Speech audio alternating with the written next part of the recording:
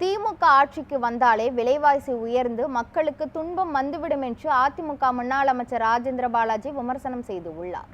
விருதுநகர் மாவட்டம் சிவகாசி அருகே லட்சுமிபுரம் பகுதியில் நடைபெற்ற அதிமுக பூத் கமிட்டி நிர்வாகிகள் ஆலோசனை கூட்டத்திற்கு தலைமை தாங்கி பேசிய அவர், ஓட்டு போட்ட மக்களை துன்புறுத்தும் விதமாக திமுக ஆட்சியில் அனைத்து பொருட்களின் விலையும் உயர்ந்துவிட்டதாக கூறினார்.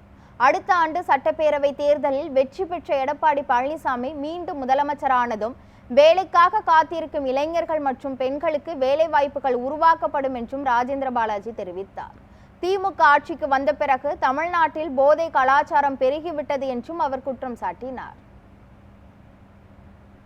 உங்களுக்கு தெரியும் யார் பக்கம் நியாயம் இருக்கிறது?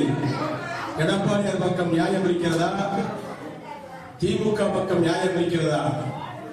ஓட்டு போட்ட மக்களை துன்புறுத்துகின்ற விதமாக எல்லா விலைவாசிகளையும் கூட்டி இன்றைக்கு செங்கல் விலை, சிமெண்ட் விலை, கம்பி விலை, வீடு கட்டுவதற்கு தேவையான அத்தியாவசிய பொருட்களுடைய விலையெல்லாம் கூட்டி ஒரு சாமானியன் வீடு கட்ட முடியவில்லை, ஒரு விவசாயி வீடு கட்ட முடியவில்லை. ரேஷன் கடையிலே அரிசி கிடையாது, பருப்பு கிடையாது, மண்ணெண்ணெய் கிடையாது. இவைகளெல்லாம் திமுக ஆட்சிக்கு வந்தாலே இவைகள் அத்தனை வந்துவிடும். துன்பமும் துயரமும் சேர்ந்தே வரும்.